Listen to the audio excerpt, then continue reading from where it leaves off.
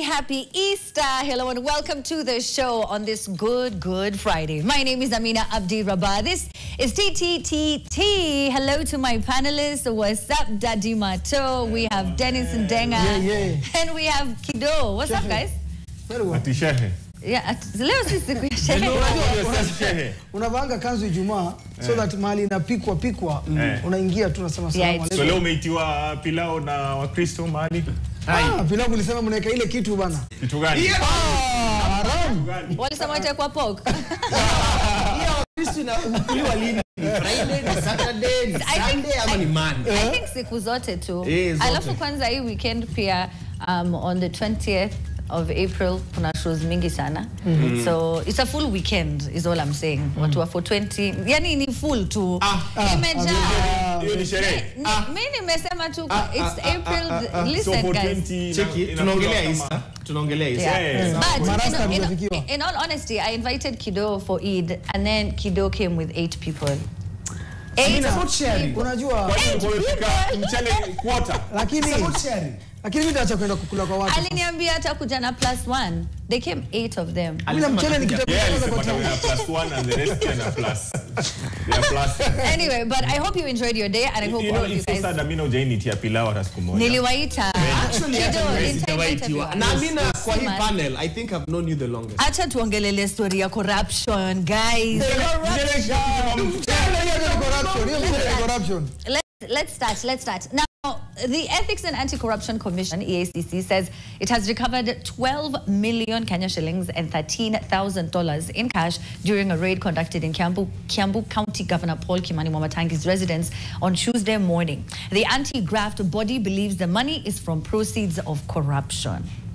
What say you? Let me start with Deno. Yes, Ndenga?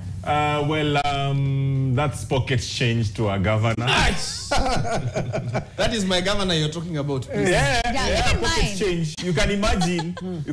That is. You ni pesa tumepatikana kwa gari. Imagine. You can imagine. And thousands of dollars. So for him, that's pocket change. You're right. Yeah, nini zinauza, tangi zinauza. Tangi ziko na pesa.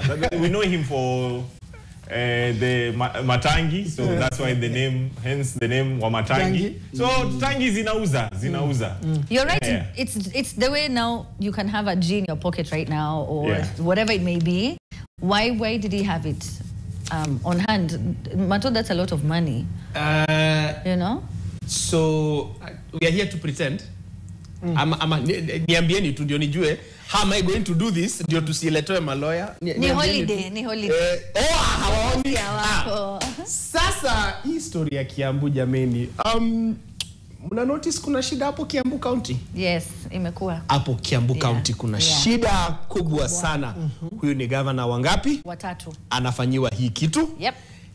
Na chances are and one thing that people don't actually want to believe is Kiambu compared to Nairobi could actually be richer. Yep. Actually, Nairobi. It is. It's the richest county in Kenya. Yes. And of course when a governor sits in that position kuna ile kitu humjaza kichwa because he was a very good senator of Murang'a County. Sasa ametoka Murang'a akasema hapa ni kama hakuna kitu and compare with what Kangata Irongo has done in Murang'a County as the governor. That's how you know the difference between politicians and leaders. Yep. Because in Murang'a County, people are worship. No, I can't really say what worshiping. Do you mean he was a senator to Murang'a? He was a senator to Murang'a County before he became governor of Kiambu County. He was a senator. Yes, at Murang'a County. Not at Kiambu. No, not in Kiambu County. Murang'a County. Okay. Yes, and then became governor in Kiambu County. Of course, when the call of leadership calls you to do something, some of the things like what Kangata Irongo is doing in Murang'a County are the results of the calling. But when it is selfish interests that bring you to the fore, this is what happens when you have now pesa umeweka huko umeficha. And of course, kuna kesi ilikuwa imesomwa na imesomwa na watu wa is it Tatu City or one of those people? Yes. Alisema huyu mtu anatu stress akakuja, he appealed to people's emotions. He scratched the wound of colonialism and said hawa watu And right now, he's going on social media saying, my people, you don't worry. This thing is going to be resolved. The people of Kiambu shall prosper again. And also, have you guys ever noticed when they say, they left the prison or wherever the police station, they left with their supporters? Have you ever noticed how those supporters look like? Yeah. Amina, I'll tell you this. Mato. Paid supporters. Paid supporters. Yes. Okay. First of all, by the way, hata ukianza kupiga si hapa search mimi niko tu na 100. So, niko tu na 100, ukinipiga search niko na 100. But now, Mato. Haikuwa Murang'a, ilikuwa Kiambu kweli. Yeah, Kiambu. Senator Murang'a. Yeah. Kiambu County. I also thought he was on the senator, the same county. Really? Yes. Chanta confirm. So, what I have to say in regards to Wamatangi, akili yangu iko kwa Matiang'i amerudi. But now the thing is very simple. You see, when you expect your leader to deliver and work for the people, and then anapigwa tu search randomly anapatikana na hizo amount zote, it tells a story. Because now I want to find out how many leaders right now wakiwa ambush sahi na EACC sahi wanaweza chukua na pesa ngapi? Was it intentional? Hiyo do ilitoka wapi, inaenda wapi? Can he account for the money? What is the way forward? Are governors allowed to have that amount of money in their homes? Now, Amina, ukiona ile video mongelea wale watu walitoka pale EACC wakimarch wakiimba wakisema kwa innocent wakisherekea, that tells you we are failing as Kenyans, because if your leader is called to go and write a statement in regards to maybe corruption allegations or something like that, you need to call a leader. Even with the supporters, as we know, they're not really supporters, but if the money that he was found with allegedly belongs to you.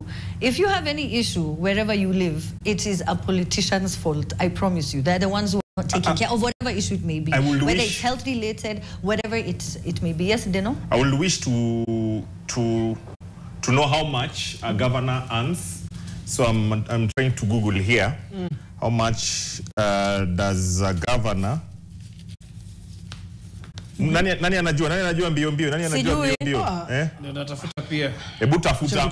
So if let's say a governor earns approximately $1 million or below or just above 1 million, it seems that alichukua mshahara yake yote anatembea nayo kwa gari, because it was around 12 million plus the 13 is it 1,300? No, $13,000. $13,000. 12 million Kenya shillings. Yes. Yes. So you can imagine how much? I've got the governor's salary is 990,000. Yeah. That is gross salary.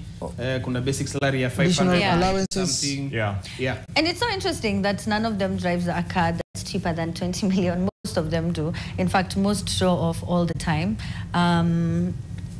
And you cannot really explain where. And the guy was walking with. Sorry, you're actually right. He was Senator Kiambu County. Yes. Yuko nini ilikuwa imenigonga ni kama alikuwa Senator Murang'a County. He was Senator Kiambu County. Yeah, because sasa yeye alikuwa he had to kick out the former governor so that anakula peke yake. So that ingie. The former governor was previously the deputy governor to Yes. Yeah. Yeah, so he had to, he's learning from the best. The governor is learning from the best. Trickle down effect from Baba Yao to Wamatangi now to the next one. I think the Kiambu County just jinxed. There's some counties that probably might never see governors stay for 2 consecutive terms. Yeah. 1 being Nairobi, 2 being Kiambu. Wacha tuone hizo zingine. Lakini unaongelea governors counties na kuna county nyingine hata watu wanafanya kazi wako maternity. Let me tell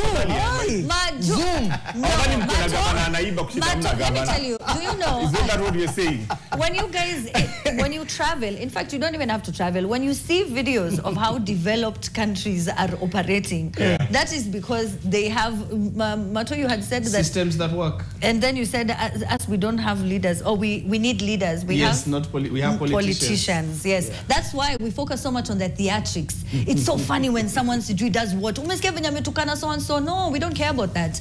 What are we doing about what are we doing? Like Easy. Alafu sasa tutakuwa tuna beef tu na watu wa Form 2 West. How are we going to get those bullet trains? There's a picture. There's like a picture. The former governor for. We have to take a break quickly, Ntenga. Go on. So governor wangu nimfanyie nini? Achukue break. Achukue break.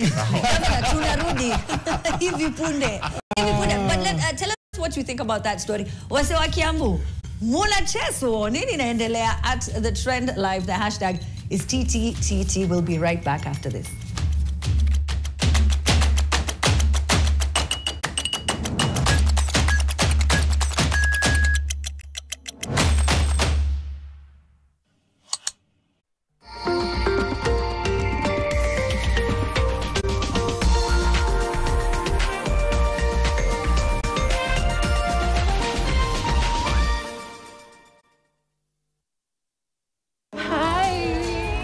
Ngozi yako ina glow. Nilijipaka mafuta leo asubuhi nikikam, lakini skin yangu ishaparara and it looks so dull. Sis, see, it's the new Nice and Lovely Lemon Extract Body Lotion. Hiyo ndo secret yangu to a moisturized and bright skin. Usimix. New Nice and Lovely Lemon Lotion, enriched with vitamin C and sunflower seed oil for 48-hour nourishing glow and brighter skin. Try Nice and Lovely Lemon Lotion today. This Easter holiday, welcome to Hotel Transylvania. NTV Holiday Movies, a moment that brings everyone together. I love this guy. Just a normal hotel, nothing going on here. For centuries,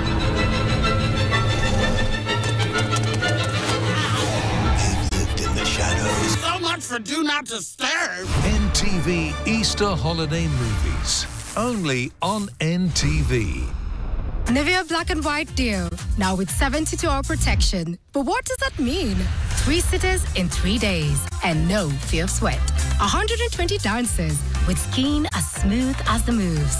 Sweat, stain, and skin protection. Nivea Black and White Deal. Skin is for embracing life. Nivea is for skin.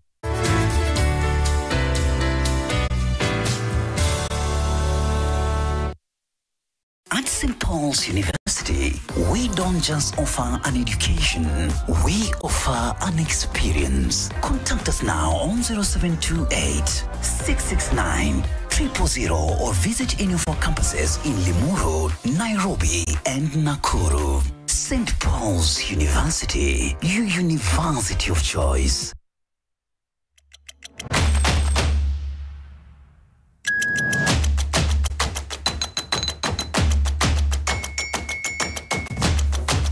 And welcome back. All right, so now before the break, Ndenga was telling us something about a governor. I'm not sure where he was going with that story, but we had just discussed the madness that's taking place in Kiambu. What is wrong with Kiambu County? Why is it that we find it difficult to first hold our leaders accountable? And number two, why is it that all the governors have somehow found themselves embroiled in a graft case? So, yes, Ndenga. Yeah, I will just want the rest of the governors to emulate the former governor for Makueni. That is Kivuda Kibwana. Yeah. The guy went back to teach. He's now a teacher at my alma mater. Watwadesa University. Stand up.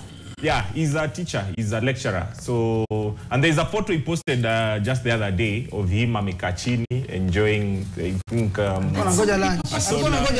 Yes, anagoja lunch. Akule kama the rest. Ameka kwa pavement. And you wonder, this is a whole governor. But he's always there been for like 5 that. years. He's always been like that. And he's never had anything to hide. There's a time, well, I mean, now Salasia does need security.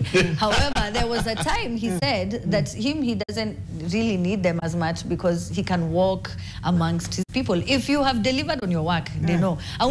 You're not going to be cowering, hiding. Thank you. Because you know you have served your people well. So for him, he's always been in service. He's always serving people in one way or another. And now I think he's also using, young people, maybe try and teach them how to speak up, how to, again, hold our leaders. There's something you said important during the break about the choppers that when you want to hire the choppers, it's only the politicians. It's only politicians who can afford it. And you can imagine if hiring a chopper from here to where? Let's say... wherever, Nanyuki. Nanyuki, yes. It will cost you approximately around 250 to, or something. To 500. Depending. No, not to 500. And that's one trip. And probably that politician or that governor will use that chopper for 3 to 4 times per month. So you can imagine that amount across the year. That's a lot of money. Ujue huko pia wengine wameenda kujadiliana venye watachukua zaidi. Yes. Sisi wameenda kukutana sasa ndo atiani tusaidia wewe. Development account yama.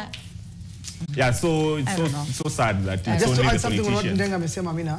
Umeongelea ma former governors. Kuliona pia former deputy governor Vihiga alikuwa ameanza kuchoma kuni bana. Kuchoma kuni? Sikiza anachomanga kuni. Okay. Anachoma kuni? Ni kubaya. Ni kubaya. Deno si kama lunaelekea. Deno si kama lunaelekea. Ni juu ni kubaya ama economy ni mbaya. Okay. Deno. Just good to double check. Unajua huyu Deno ndio anakuwa huko nyuma akiongelesha Amina kwa microphone. I mean kwa earpiece sasa tunamsikia akiongea tunasema Deno relax. Relax. Good to double check. You never know. No. Anyway, now this was so interesting. Niliona mali mtu alikuwa anasema mabiashara na ideas za kutengeza pesa ni nyingi, ni DCI ndo shida. Now 4 wildlife traffickers face sentencing here in Kenya after being caught smuggling 5,000 rare queen ants. The species native to Kenya sells for over $130 each due to their size, bold color and demand in exotic pet colonies.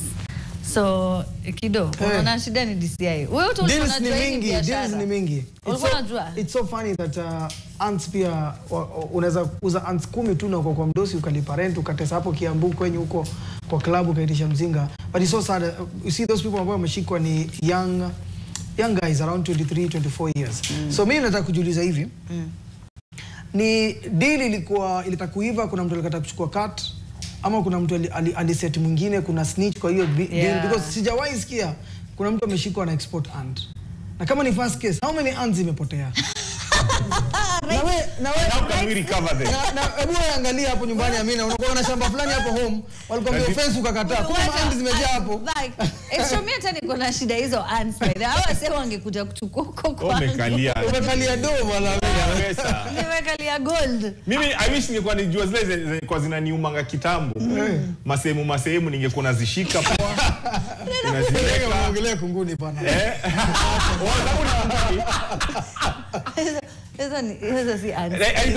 Can you imagine one ant is $130? How much is that when you convert? I think the dollar. How much is the dollar now at 129? 129. Yes. So call it 130. That's because of prayers. 95,000. Prayers. That 5,000 ants. Ule jamaa alifanya packaging kwanza ndipo nzuri.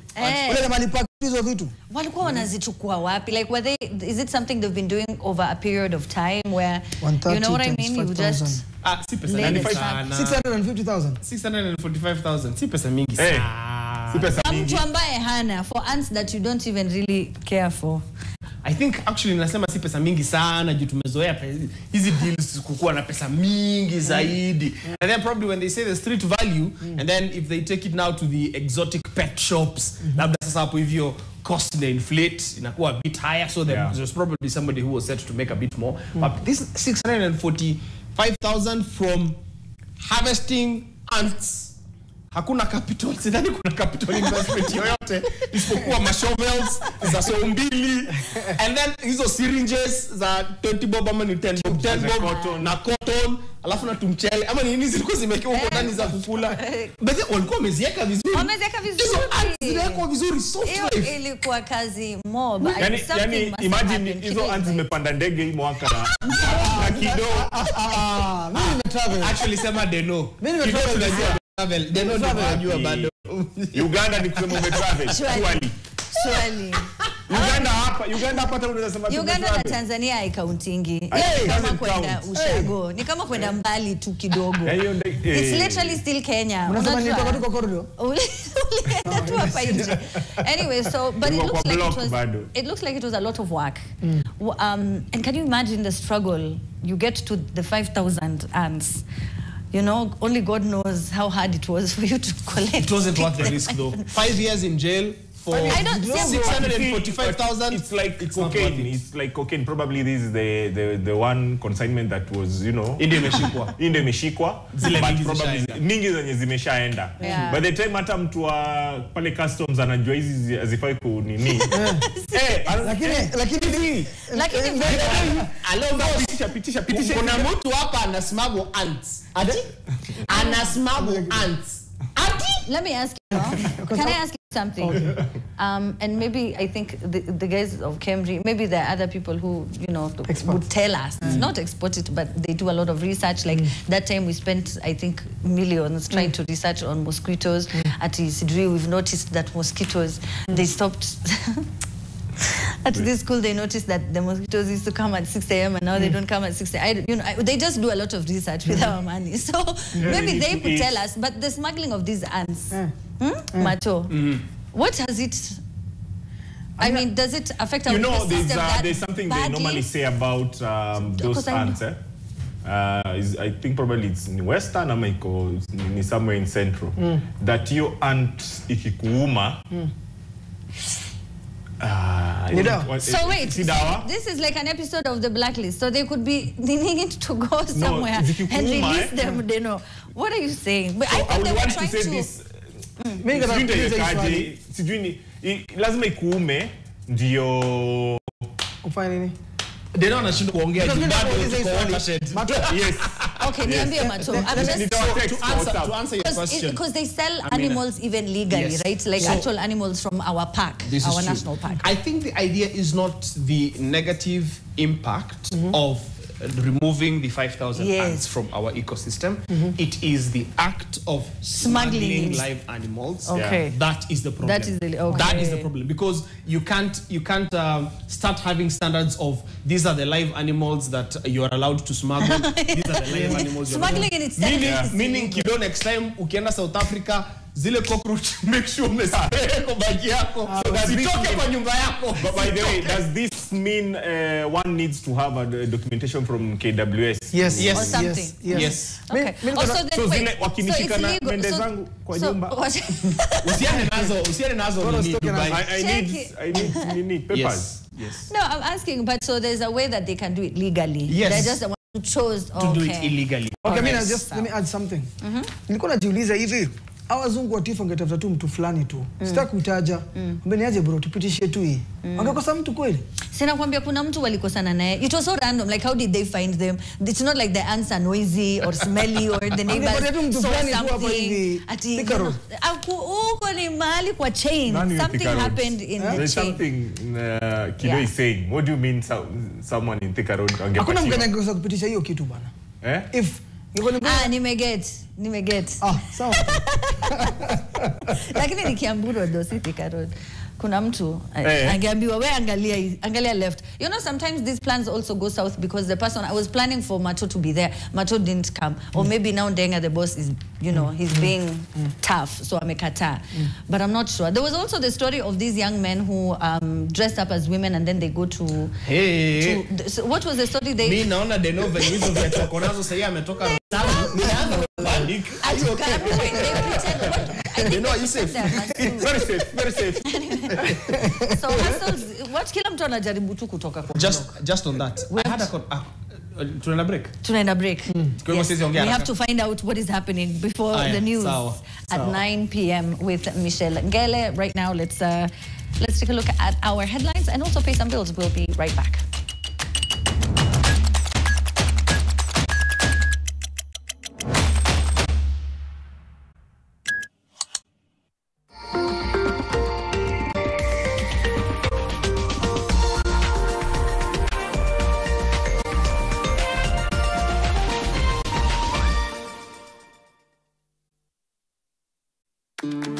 I'll have the usual on the rocks, double. I'll have whatever he's having. Real recognize real. No added sugar, no preservatives. 100% real fruit.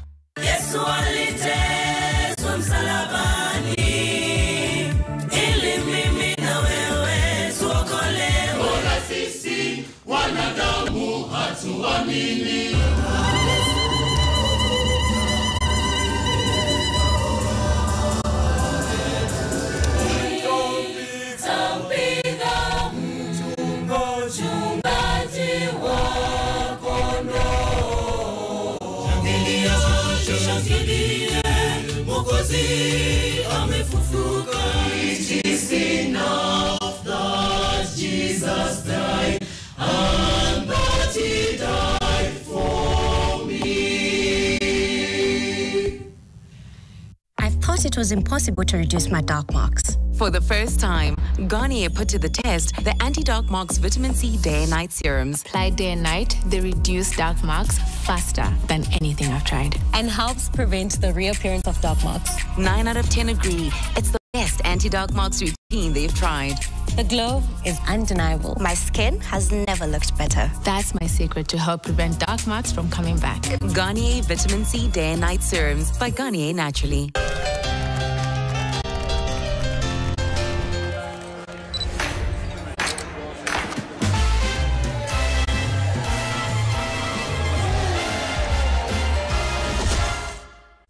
Oops, say cheese. No. Say Zeiss.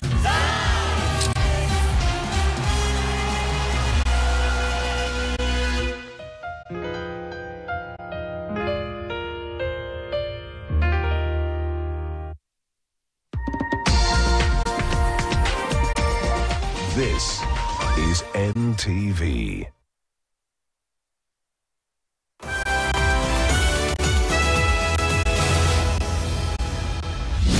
Tonight, probe into unethical and illegal activities at Medihill Group of Hospitals. President Ruto suspends Biovax chair Swarup Mishra over organ trade links. Also tonight, tumetoka pale mashinani, tumekuta kweli ni kweli watu waliaga. Tunasikia ni mob injustice ilifanyika. Mob justice horror in Kisii. 5 people brutally killed and houses torched in village revenge attack. Plus, msikubali kutumiwa vibaya, msikubali kupewa hela, muangamize nchi yetu. Calls for peace echo worldwide as Christians observe Good Friday. And katikati ya Langas na ya Mumbi utakuta kuna pipe ya maji na pia hapo kuna pipe ya sewage ambazo zinakaribiana. Wengi wa watu wamepanda mimea. Hii maji chafu inaenda kwa mashamba yetu. Kwa hivyo tutafanya nini? A city in crisis. Kenya's youngest city, Eldoret, choking on raw sewage. Residents now staring at an impending health hazard.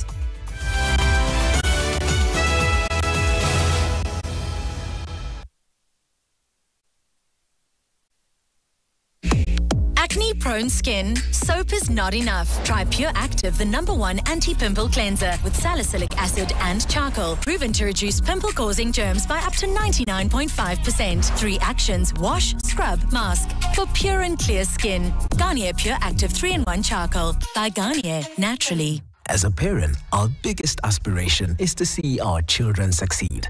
But with this dream lies a weight of responsibility. At DTB, we understand the challenges you face and are here to help you ease the burden of educational costs.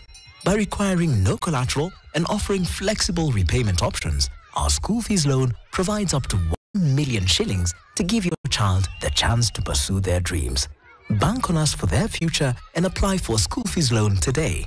SMS fees to 23359 or visit any of our DTB branches today for more information. DTB. Bank with us, bank on us. This Easter, we crack an egg and spread the joy. Jamani, msimu wa Pasaka unabisha hodi na huu ni msimu wa furaha. What's one Easter tradition you'd bring back from your childhood? Kupika chapo hiyo day. Oh, yeah. What Easter would look like if you were in charge of the whole country's celebration. That's a good one. Ni sherehe tunaweza piga Kenya kama funky. I would mandate that pilau is a must in every household. Happy Easter, everyone. Happy Easter. Happy Easter to everybody, pale. And then we'll grab my pocha. Hey.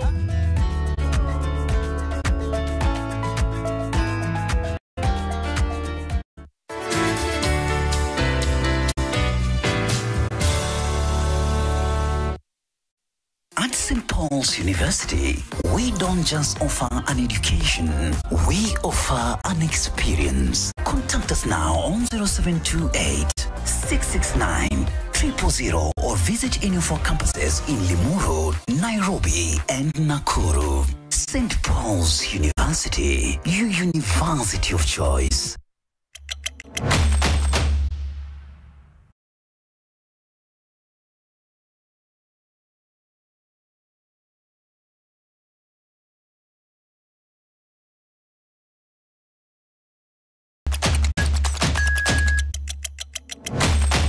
And welcome back. All right, so now before the break, Mato had something he wanted to tell us. Yes, so it's the story about the two gentlemen ladies who were arrested at Kasarani police station because they ran a massage parlor pretending to be females offering those services, and the individual was robbed off of at least 450,000 upwards.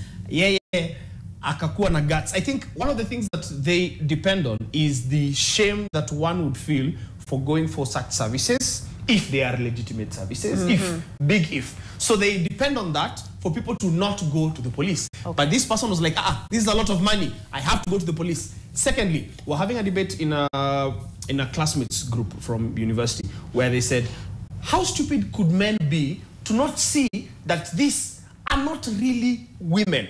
Because they have they have TikTok pages where you see when you wanna madem. Mato tunawaambianga kila siku ni nyinyi hamuoni. Now, we've told you men shock us every day. Consider this. How many times have men been shamed from tapping into their basic instincts by looking at somebody and feeling, this person is not female, but because there have been females who have had some masculine features, inaonekana ni kama hao wanaume wanakuwa wajinga, ni kama mnadharau wanawake, because it is because of that wala wanawake hukuwa na some masculine features tunakubaliwa kuona sawa, hawa wanaweza kuwa pia wanawake, wanaweza ile uoga ya kuambiwa hata kwa sababu niko na ndevu unasema mimi si mwanamke wewe. But I think do you think he was robbed at the beginning? I don't think any services were rendered, right? So he arrived, he didn't have enough time. He arrived. He was robbed. Okay. Your story hapo ndo tunajua so far. He arrived. Check, you want to change your story. He arrived, he was robbed. Ndenga. Anyway, so I think the issue would be if you're married, right? So it's a bit awkward and embarrassing.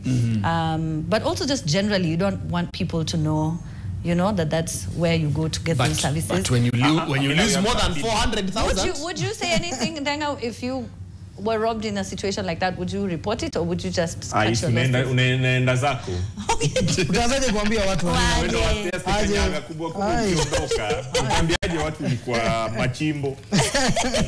Ni kwa maeneo. And also another thing, by the way, that I've been hearing, and I don't know why men do this, is please, why do you invite someone over for a date that you don't know to the house the first time you're meeting someone? I know your plans, and I know, you know, you're hoping to Netflix and chill. But on the other side of that, Ndenga, is that people get robbed, I understand. So mtu anakuja kwako siku ya kwanza anakufieka. Hiyo ni ajali barabarani. Oh, okay. No, but still. Kuna siku tu yani. Bad day in office. Not all the time. This one time, just bad day in office. Unbelievable. Okay, fine. Ni hasara hapa na pale. Mambo ya maisha haya. Unaanza upya. Ukipata nzuri, ukikosa wakati unafurahia mimi nataka ulalamiki. Umeband. Ukileta mtu nyumbani day one. Anyway, there are a lot of people saying on social media. Yeah, on social media here we have someone called Michael Mitch on Twitter saying that this is to show how the legislative save on our taxes overnight and wake up to show how they have been put on cut by the national government, especially of the CDF funds and county revenue allocations. Allow me to read this from PowerBoy, and then it's a point of correction from Mato. Oh, yes. Ile sabi yako ulikuwa unapiga ingiani, the price of an ant is 130.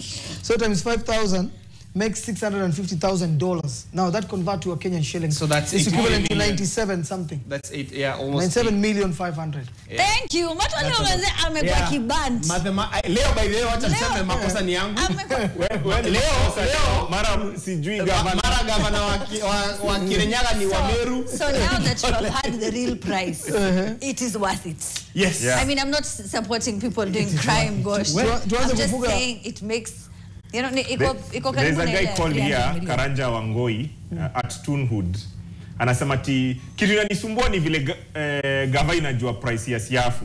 Alishwa wazizi. Simon Anelo ujue siafu moja inatoka 130. Wewe ukisikia mining ile ya Joho ulikuwa unafikiria ni hizo za nini peke yake? No. There are other precious things we didn't know about. Sasa ndio imefituka. I mean, allow me to add this. Mko kikanyaga pesa. Samson Ahiro anasema hakuna shida, kwani siwezi weka 12 million yangu kwa home banking, sio lazima niweke kwa commercial bank. Ama namna gani? Lakini kuulize mbona tunauanga umbu na utapata wachina wanataka kununua umbu manze? Kwa kutafuta biashara kidogo. Naanza kufikiria kama wale wazungu. Kidogo nimeshaenda kwako. Wakiweza pata biashara ya kunguni si wewe utaomoka. Mimi nashangaa ujaanza kutafutaje hiyo biashara ya kunguni. You can be a millionaire. You can be a millionaire. All right, so let's take a look at the next story now. Christ is the Answer Ministries, CITAM, had an income of 2.41 billion Kenya shillings and a surplus of 115 Kenya shillings. No, 115 million, sorry, after tax. What do you think of this? You know, there's so many churches that keep propping up every other day. So many people claiming now to be pastors, and it seems to be a business. I mean, it seems to be profitable is what I'm saying. So it's very interesting. First, they specifically choose to use the word surplus as opposed to profit, but then considering that it is supposed to, or rather it falls under the category of a non-profit making organization, it makes sense. Secondly, churches play a very critical role in communities, especially if they do what they are supposed to do, either when it comes to schools, basically community infrastructure, schools, hospitals, etc. And one thing is for sure, there are things that CITAM has been known to do right for the members of their community. Nice. And then there are things that they have been, or rather members have been known to neglect as far as the community nature of a church is supposed to be. Now, because nimesha bant mara mbili leo, sitaki kusema vitu ambazo sija reconfirm with facts. Okay. Leo nimebant, wacha tu. But anyway, so wacha nimalizie hiyo statement yangu hapo hivyo. Hizo vitu zingine ni reconfirm alafu ndio nitaziongea. Well, I think this goes to show how, you know, guys are tithing, which is a good thing. I don't know if it's purely on tithe or I'm not sure if it's also part of whatever they're doing in terms of schools and everything. But yeah, that's good money. That's good money. Ni vile tu mwenye ako pale 001 cannot, you know, try to tax this department. They are paying taxes. They do. They do? Yes. Yeah. The amounts are after taxes. From the buildings. 16% they are paying? Yeah. Are we sure? Okay. But it's so Mato, they do a lot I'm of at this good. specific church. They do a lot of good. Wacha ni confirm. As Martin confirm, I mean, I just want to ask maybe the church leaders about example here, CITAM, if they can now do the same, because now we don't want to see example of what of the good they do. Yes, yes. Because now, just doing the accounts for their, you know, letting being the congregation know, na kuweka vitu transparency, because now hii pesa imepatikana sahihi kwa CITAM. How wish itarudi kusaidia watu kwa community, because kuna churches zingine wanaweza kuwa changa more than even at a CITAM, lakini they still every day they still ask for contribution. So hopefully other leaders will learn from CITAM, alafu they can invest now properties, shamba, assets, so that you can benefit the community. Ukiangalia watu wa CITAM pia ni watu wanajiweza, so I mean, they live well. Nyumba ama nini. Yeah, they live hizo pesa hazina kitu. It's good to be accountable. Probably other churches should follow the suit, and you know, tuambieni tu hakuna kitu itafanyika, tuambieni tujue ndio tujue wapi tunaenda. But sasa now on the contrary, pia it's inviting other people. I don't know kama mshaienda these churches. Kuna kuangana wale watu pia wanajituma. Sasa zile mnaambiwa mikono juu, mikono juu, mikono juu, na huku chini pia zinatembea. Huku chini pia zinatembea. So we've had such cases. So mtu anajiambia okay, huku ndio kuna maziwa, wacha tufuate tuende huko. So, well, atujaenda of course mimi na Kido, lakini kama tungeenda, I think tungeenda ya Ng'ang'a. Nataka tu kuona for real. Those guys are just wewe amka. Did you see that video? No, Ng'ang'a ndo ujikauntia zake kwa coins. Ataki coins. I just want to know that people voluntarily go and is this a proof that churches are now running business? Well, skiza hii. This is how they make their money. There's tithes and offerings, there's fundraising and donations, there's ministries and departments, there's rental income, and there is interest income. Okay? Yes, there is interest income. Probably interest income is probably when you see like this surplus of 115 million, they will invest it in, say, government bonds or something like that. So the interest that comes from that. Kuna expenses, staff cost, administration cost, ministry costs, vitu kama hizo. Yes. So if you look at how this has been broken down, this is being run as a legitimate business. It's a business. And there is nothing wrong with that, because where there is money, you need to be wise. Otherwise, you need to account for it. First of all, they won't be able to account to. I don't want to say the caliber of people, but just look at the nature of the people who go to Christ is the Answer Ministry churches. Look at the locations of the Christ is the Answer Ministry churches. Look at the style of the churches to see who they are going to appeal to. You know, depending on how your church looks like, kuna watu watakuja, kuna watu wataiangalilia mbali waseme, it is not for me, let me go and worship elsewhere. So there's nothing wrong. What are you saying about nini? Anasema tu kuna mali wananga coin. So there is nothing wrong with this being run as a legitimate business, and there is accounting for it. If we keep on saying that we want people to be accountable, we want leaders to be accountable, and we have a church that is actually being accountable, what is wrong? Nothing. Shout out to them though. That's very good money. You can imagine a lot with that, you know, money. No, but honestly, why did he slap that man? Alikuwa melala mbele kwa kanisa. Na huyo mwingine akapigiwa kelele akasema mimi kwa sababu amemwacha lale. Hapa hivi Amina Kido akilala na ameketi next to Ndenga. Unajua kwa naomba huyo jamaa. Kido atapigwa kofi. Wewe umpige kofi atoke alafu ulize Deno. Kwa nini? It's the same thing that happened in high school. Wale hawakuwa wana succeed, walikuwa wanatolewa nyuma, wanaletwa mbele, wanaletwa next to number 1. Ndio wasaidiane. Yeah, it's true. But you see, Mato, that was school, which was different. I was there to get an education. I'm an adult now. He looks like an elderly man who has grandchildren. I don't know, man. The song was on TikTok saying that but the guy accepted. He was back in that church and he said that hizi vitu ziko scripted kwani? Hapana, inanikumbusha ile hoteli yenye tuliona ile video racist, alafu the same chefs came out and said, the nicest manager, please msimguse huyu. Nikashanga, boss, you know we are fighting for you. Or the time when the cops were throwing tear gas to people who are demonstrating because of the low pay. This sort of feels like that to me. What do you mean? You can't It's embarrassing and humiliating. Ng'ang'a said that yake si kanisa.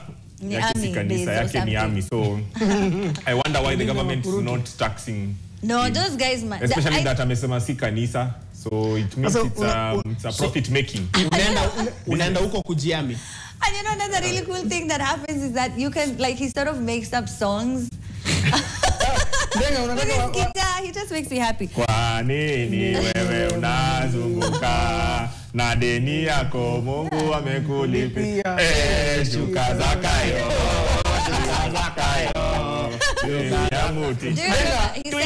he said lift your hands if you have debt and it will be paid or something. Nilikuwa naona watu wafuliza nini wanaangalia tu wakishangaa. it's. But the guy is a good man. He's Okay. a good man. I remember we wanted to have him on the show. Yes. Then akatuambia si niko na nini yangu. Yeah, show, yeah, he did. Amina sikuja unifanyie hapa hivi. Yeah, kwa show yake. Yeah, so you take the trend. That would be a good episode. Quick one. Kenyans to pay tax on ChatGPT. We're going to pay tax on ChatGPT. Anyway, it's okay. Did you guys see that documentary? As we leave, BBC is doing this documentary about ghostwriting. What here we call what do we call it? Tomato what is it that when people write? But anyway, so apparently we are the most in the world. Like yes, we've been online writing, yeah. And so we have over 40,000 ghostwriters in Nairobi who help students in the first world pass their, and graduate, pass exams, graduate, and they sort of take them through from year one. So I was wondering, isn't that a good thing? It just shows how smart Kenyans that are. is the legit forex. This is, Before immediately left Campo. Yeah. That is the business that made millionaires out of campus-going students. Campus 97 when you left. Thank you. I like campus-living students made a lot of money, and they helped others make a lot of money, because that's not something you can do by yourself. You can't. So we had people who are becoming employers at the young age of. I like the way Macho has not incriminated himself. He's been like, there are people. There are people na nyinyi out there. Hapo ndio Macho alianzia hiyo ChatGPT. Yeye ndo alifungua ChatGPT ya watu. Mafia boss ni yeye. Anyway, but yeah, so shout out to Kenyans, man. It's good business, by the way. I remember. We have to end the show. I'm sorry. Si to extend to 9:15 hapo. Wewe. Yeye ndio producer. Michelle kuja kaa hapa na sisi. Mimi kitu moja najiuliza mpaka leo, if something is working for the Kenyans, hapo ndo gava kuja kuharibu. Hapo ndo kujanga, by the way. I don't know why. Wanaonanga joy wanakuja kui. Sasa wana tax kitu si yao. We've got to go. I think if you like something, don't talk about it online. It's the only way. It's the only way. But thank you so much for watching. Thank you so much, Ndenga. Thank you. Thank you, Kido. Nimejicorrect. It's like niamke nimepigwa Twitter asubuhi. Karibu nisome ingine hapo hapa mbaya. Kuna mtu hapa amekurarua. We have the trendsetters who will be joining us. All right, so a lot of people making some noise online. So excited to have Chihuahua. We have Mulamwa and a host of other guys. My name is Amina Abdurabba. Time now for the news. Bye. Oh, are we all salute?